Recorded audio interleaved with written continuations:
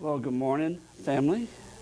So glad to see everyone that's made an effort to come and worship the Lord today. Today is a special day for not just one woman,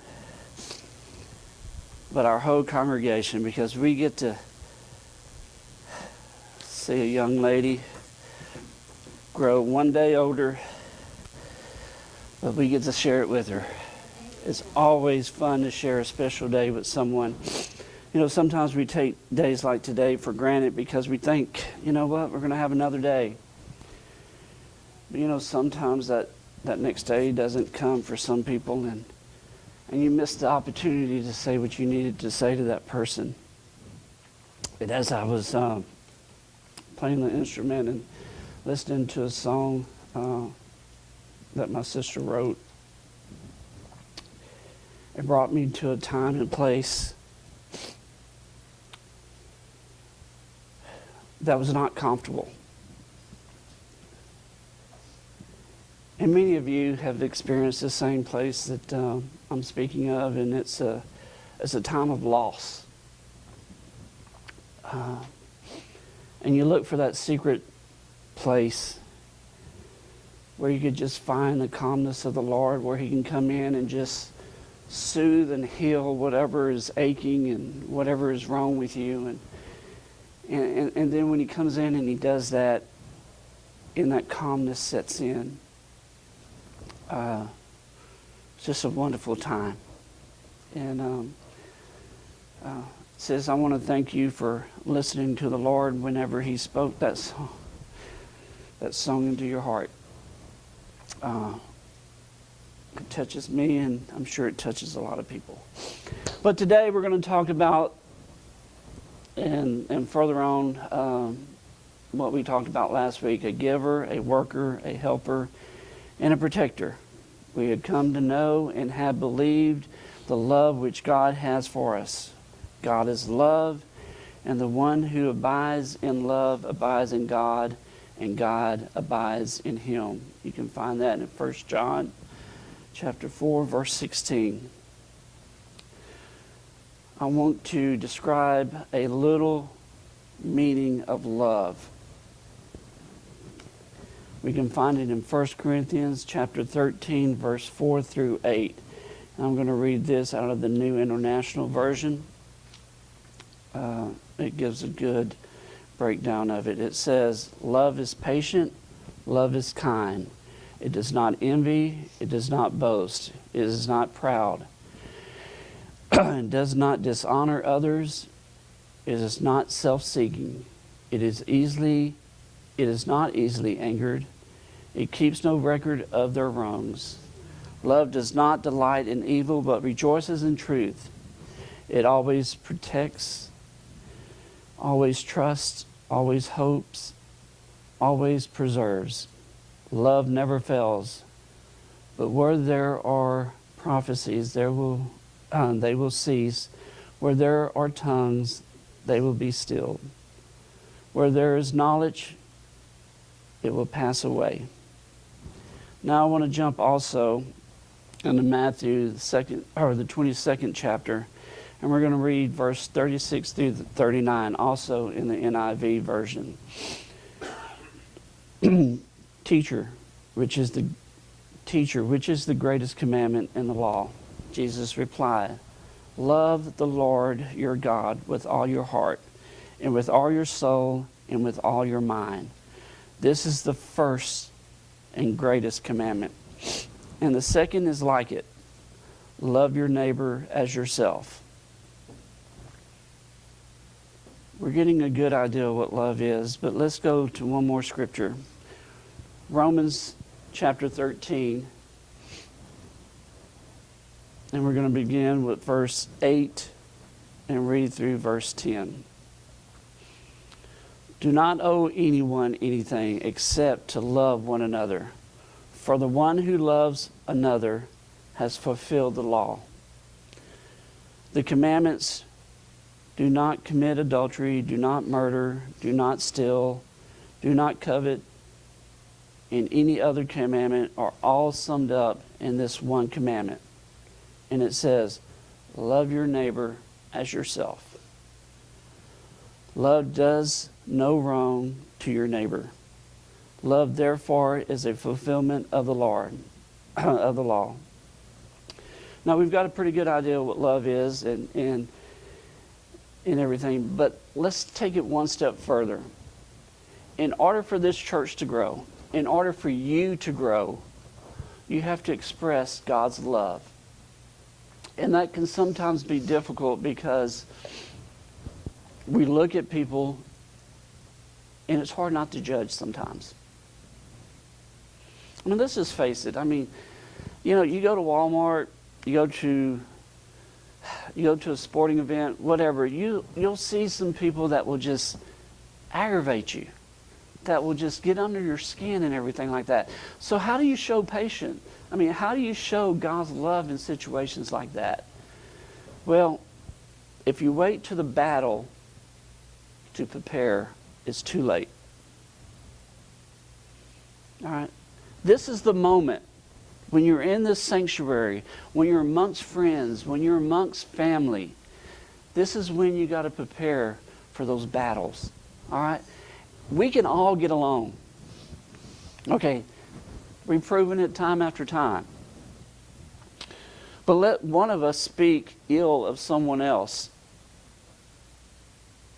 and let's see how long we get along. Because then comes strife. And the best way to destroy a church, and I've seen it, I witnessed it, I've been part of it. The best way to destroy a church is strife. Because you think strife is just something that comes in with strangers and just affects everyone. It doesn't. It comes within a family. It comes within friends. It comes within Christians. Because at that one moment of weakness, we think that it's okay to say something. It's at one moment we think it's okay to judge. It's not. All right? And I say that because he's the only fair one. All right? As nice as I am, as great of a guy I am, Miss Blue would testify that. You know what? I just can't hold a candle to God in judgment and in fairness and in love and in kindness and in meekness or anything like that. So like I tell you, I'm going to let God handle that part of it. Okay? Any judgment or anything like that. Now, the part I want to get in is the love part. Okay? Because I love people. I love to see the smile on their face. I love to see their eyes light up. I just love it. People are happy. People are enjoying life. And that's what it's about. I mean, you look so many times and there's people that's got the fancy cars and the beautiful homes and the great jobs, and they're just miserable. They really are. Okay?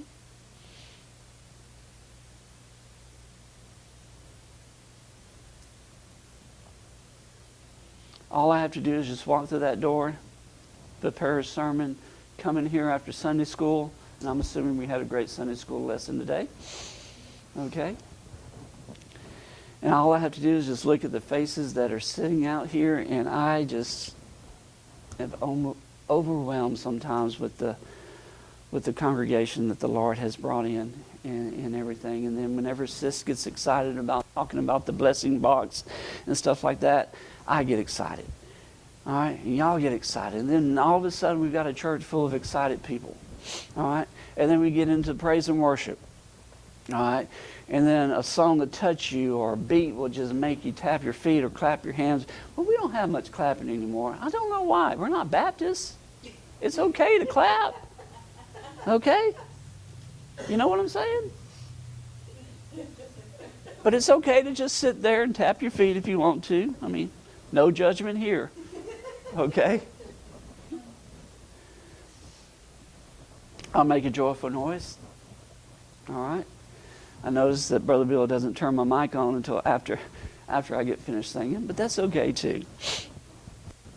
I'm sure the people in the audience, and I know Matt probably appreciates it because he would have to do a lot of filtering and a lot of editing if if they could hear me sing. But anyways, I want to bring a little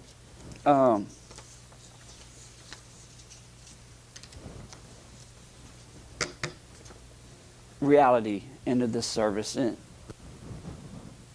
this is not me, all right? I actually went to the internet because I wanted a non-biased look towards love. So I went to this website, and it's supposed to be just common people like you and I, all right? But non-Christian, all right? And they were asked, what do you think love is? And there was like 2 or 3 different kind of categories, and one was middle-aged people. Well, I say middle-aged, 25 to 35. And they were asked the question, what do you think love is? All right? These are non-married. There are people that are in relationships. And I'm just going to give you a couple, okay? These are people that's been together and in a relationship less than a year. All right? And it says, love is about give and take. Completely opening up and sharing your feelings and life with them daily. That's what consists of a healthy, loving relationship. But but it also must have mutual respect for one another. If a particular area is lacking on either side of the relationship, it makes for an unhealthy, loving relationship. Doesn't give that person's name, but let's call him Bob, okay? The next one says, love is respect. To me, a healthy relationship is built on respect for one another. Each person understanding the commitment they are making to one another. Now, these are non-Christian, all right? But if these are pretty mature Christian attitude answers to me, all right? I would think that it would be more of a physical or more of a feeling and stuff like that. But these answers are pretty right on target. And whenever you translate it into a Christian's way of thinking, I mean, just think about your relationship with God. I mean, it's mutual respect. Okay? Now, sometimes we don't show God the respect that He deserves, but God always shows the respect for us. Okay? My last one, it says, love is a commitment. The key to a successful, healthy, loving relationship with someone is actually the terrifying reality, but necessary effort of commitment. Believe it or not, guys have a hard time committing. Women don't. Most women. Okay? I'm just going to leave it at that point. Being there for someone is what real relationships are all about and what real relationships need. If you put in the extra effort for someone that can return it, love can be the greatest feeling one can ever feel. All right, now we're going to move on to couples that's been together for over a year. All right, and let's see what their answers are.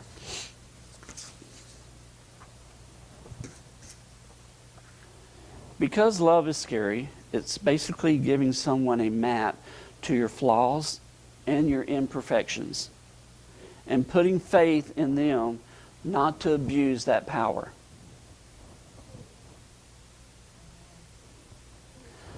Love is growing together. Things won't always be great. Your partner may do things that will make you angry, but if you're willing to not look at it as an obstacle, but rather an opportunity for growth, then you are truly in love. Love is knowing the love language. Loving better comes from knowing what makes other people happy. For him, it's a back scratch and hugs. For me, it's a verbal, I appreciate you, you look pretty, you don't look fat in that dress. No matter what it is, we've learned to love each other better because we know what makes each other happy. and we make an effort to find new ways to make each other happy. You know, when you look at that as a Christian, God, can you imagine if God took that attitude? Okay, what am I going to do to make Brother Robert happy? What am I going to do to make Sister Smith happy? Thank goodness God doesn't take that attitude. But you can appreciate it in this context. Love is a healthy commitment. Here we go again. Commitment and communication. I don't know why women want to communicate so much, but they do.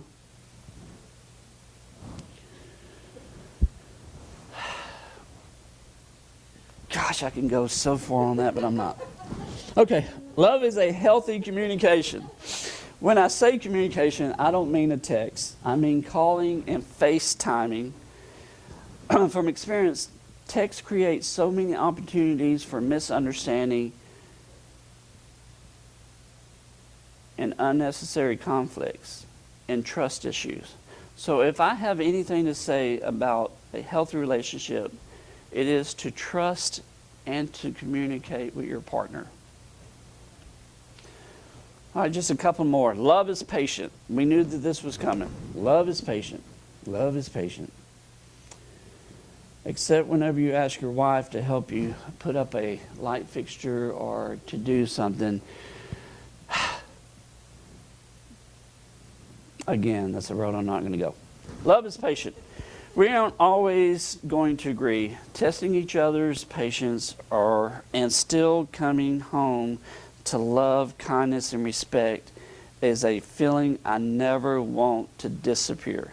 So I always want to come home to a loving, kindness, and respectful house. Love is accepting each other's flaws. We're human beings. We're never going to be the same. But being patient and accepting each other's flaws is something that never stops us from growing with one another.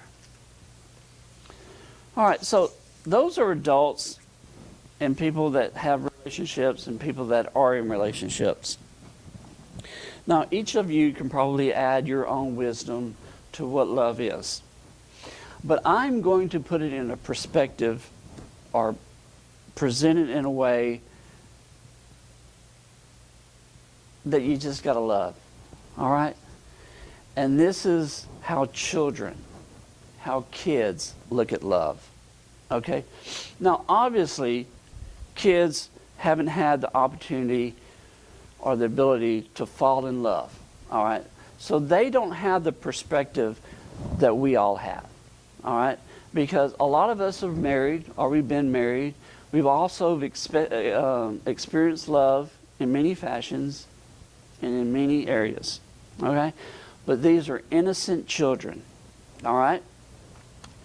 This comes from Rebecca. All right? Rebecca is a cute name. All right? But she's only 8 years old. So let's see what she has to say what love is. All right. Kids answers when asked what love is.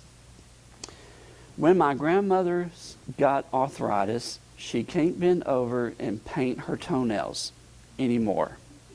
So my grandfather does it for her all the time, even when his hands has arthritis also. That's love. Okay, this comes from Chrissy, which is also at the age of 6. Love is when you go out to eat and give someone most of your French fries without making them give you any of theirs. Now look at these, the way children are looking at it. All right. To them, I guess French fries is kind of like a steak to a man. All right. And forgive me, I don't know what women really think are delicious. Maybe shrimp or lobster or something like that. All right. And in order for you, all right, to give that to someone, that's very special. All right. I know she's using French fries, but this is very special to a kid. All right. When you give it, but you don't expect them to give you any of theirs. I like that one. All right, this comes from Danny, age of 7. Love is when your mama makes coffee for your daddy, and she takes a sip before giving it to him to make sure it tastes okay. Okay, again, this is just an opportunity that parents and grandparents and adults, we just don't look at it that way. I have never looked at that towards my wife or anyone else. I mean, you know what? But the innocence of a child and the definition and the thought pattern of love for them is just, it's just so pure and innocent, and I love it. All right, this comes from Tommy, age of 6.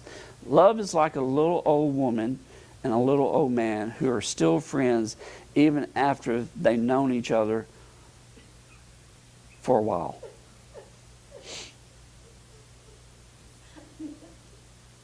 Enough said. All right, this comes from Jessica, age 8. You really shouldn't say I love you unless you mean it. But if you mean it, you should say it a lot, because people forget. You know, I'm sure each one of us can look back and wish that we could say, I love you just one more time to someone. I want everyone to look at me, okay? I love you. And I love you with all my heart.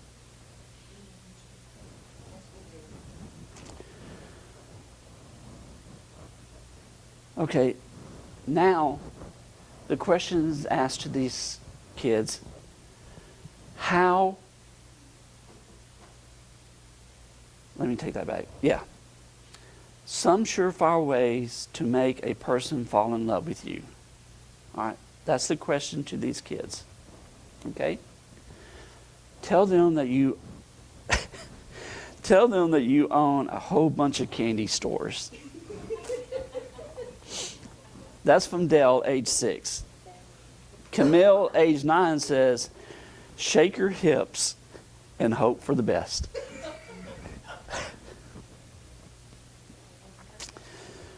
Bert says at the age of 9, one way is to take the girl out to eat. Make sure it's something she likes to eat. French fry usually works for me. There again, French fries. All right, I hope that gives you a love is simple. All right? I don't like to get hurt. I don't like people hollering at me. I don't like people to talk down on me. I don't like people to just be nasty with me. If we break it down, don't do that to other people. All right? In order for this church to grow, in any church, in order for this community to grow, we've got to have love. All right? In whatever way that you want to show it, I don't care. Just show it. Because someone's personality is certainly different than someone else's. All right? So obviously that personality is going to reach someone that this personality probably won't reach. So don't think that you have to be all holy and all of that. All right? If you want to, that's fine. But like we said last week, people just want honesty and truth from us. All right? And that's what love is. Truth and honesty. None of us got married. None of us got in a relationship and was thinking, you know what? I want a man or I want a woman that lies to me. None of us got in a relationship. I want a man or woman that's going to abuse me. No one even got in friendship relationships thinking that. So whenever we try to venture out and show people God's love, make sure it's not tainted by any of that. Please, put the biggest fake smile you got Fake it until you make it. Because let me tell you, the devil is hitting you and hitting you hard. There's not one area that Satan is immune to when it comes to your life. But as a Christian that has the opportunity to come into a church like this and worship and get their strength, for every one Christian you have, you've got 10 people out there that doesn't have that hope. And I kind of disagree with that number. I think there's a lot more than 1 for every 10. It's probably 1 for every 50. But anyway, you're looking at a world that needs God. So don't wait until you're out there to defend. Start right now. Start right now to prepare yourself. Because there's people out there. There are people that are out there. It may be in Virginia. It may be in Caney Head. It may be in Buna. It may even be next door. You know what? It may even be the person sitting right beside you. But whatever the case is, make sure you don't miss the opportunity. All right, so again, love is like an old woman and an old man who are still friends even after they've known each other for a while. Remember that next year at this time. You're going to know me 1 year into a relationship. You're going to see more flaws than you've already seen now. But I also hope you see a lot more growth than what you've seen lately. Because we're only as good as our leader. I'm not your leader, God is. I stand representing a leader only because I want you to know that God wants that blessing box to bless people. Okay? God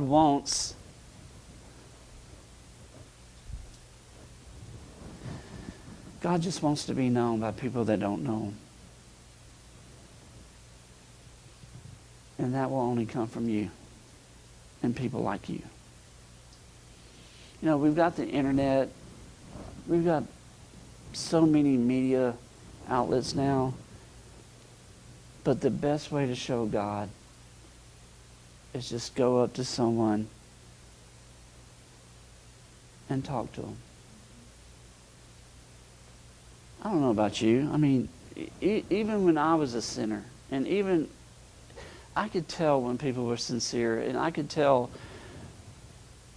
if they loved the Lord. If they had something that I wanted. It's that simple. You don't have to get up here every Sunday and sing. You don't have to get it behind a pulpit and preach. All you have to do is just go out there and meet people and show them what your God is doing in your life.